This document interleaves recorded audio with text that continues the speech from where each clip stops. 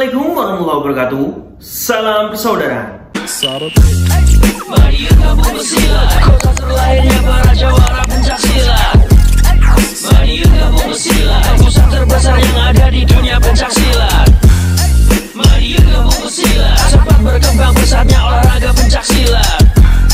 Mari gabung bersilat, di sini tempat para pemberani bukan penjilat. Sungai dulur-dulur, selamat pagi. Semoga hari ini menjadi berkah buat kita sebenarnya apapun yang kita lakukan. Semoga diberikan kemudahan oleh Tuhan Yang Maha Esa. Pada pagi hari ini dulur-dulur, kembali ke segmen sharing bersama Bima ANF. Kali ini Bima ingin mengajak dulur-dulur semua untuk membahas 5 hal yang berkaitan dengan siswa persaudaraan Setiahati Terate. Jadi di kolom komentar TikTok, YouTube, Instagram Bima ANF ada request ya dari beberapa adik-adik siswa kita. Entah ini sudah menjadi siswa atau belum. Saya sendiri juga heran ya, kok siswa-siswa sekarang ini kok berani komentar-komentar di kolom sosial media warga PSHT itu. Kalau zaman saya dulu, jangankan berkomentar terhadap warga, kelihatan warga dari jauh saja itu kita sudah sembunyi dulu-dulu, saking takutnya. Ini siswa ini banyak yang komentar, Mas, bagaimana tutorial gini, Mas, bagaimana caranya begini. Tapi memang mungkin sudah zamannya ya dulu-dulu ya. Jadi kita pun juga harus bisa mengimbangi adik-adik kita di zaman modern ini. Namun dalam video kali ini dulu-dulu, Bima ANF ingin menjabarkan kepada dulur-dulur semua mengenai 5 hal yang akan dirasakan oleh siswa persaudaraan Setiahati Terate. Kita awali dari yang pertama. Hal yang akan dialami oleh siswa persaudaraan Setiahati Terate yang pertama dulur-dulur, mereka tidak akan pernah bisa memiliki rambut yang panjang. Minimal kayak ini lah dulur-dulur. Goblok!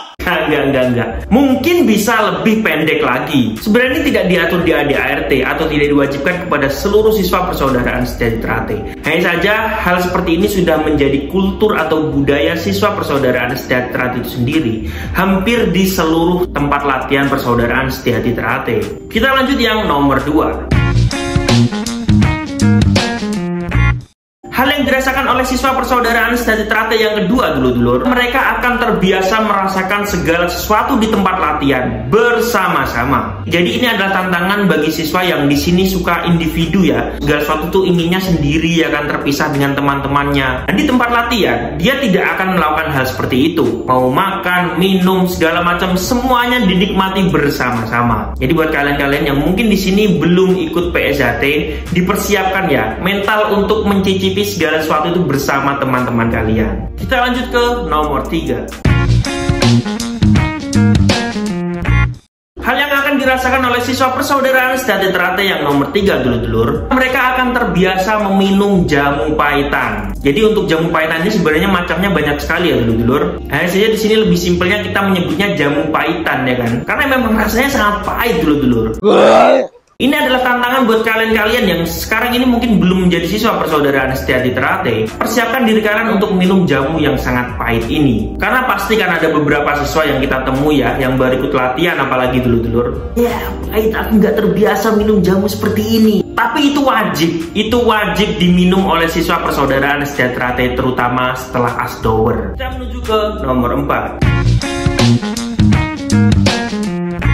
Hal yang akan dialami oleh siswa persaudaraan Setiahati Terate yang nomor 4 dulur-dulur, mereka tidak akan pernah merasakan hari libur di hari-hari besar dulur-dulur. Ya walaupun ini sekali lagi juga bukan aturan dalam organisasi persaudaraan Setiahati Terate dulur-dulur, namun dengan jumlah materi SHT Terate yang sangat banyak, ini memaksa siswa PSHT ini diwajibkan untuk tetap masuk walaupun di situ tanggal merah.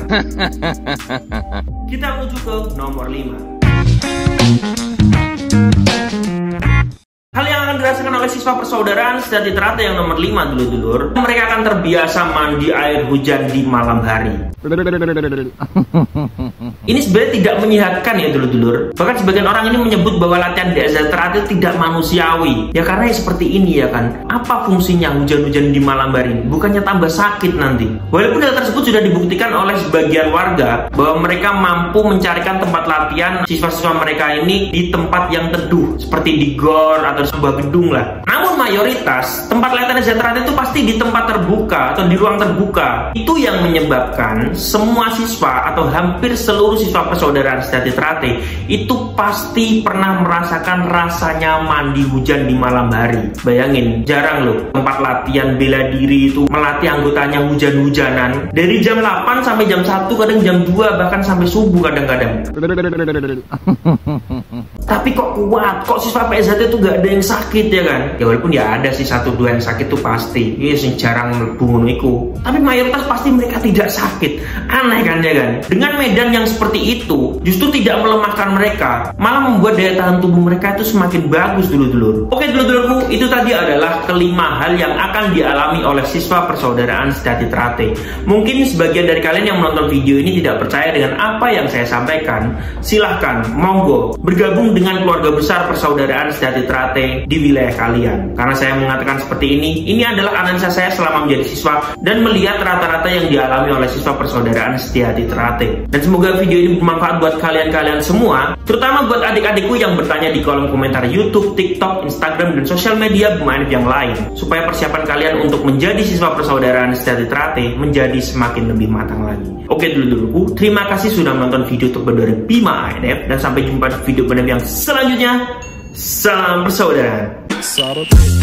Mari gabung bersilat, kota terlahirnya para jawara pencak silat. Mari gabung bersilat, pusat terbesar yang ada di dunia pencak silat. Mari gabung bersilat, cepat berkembang pesatnya olahraga pencak silat.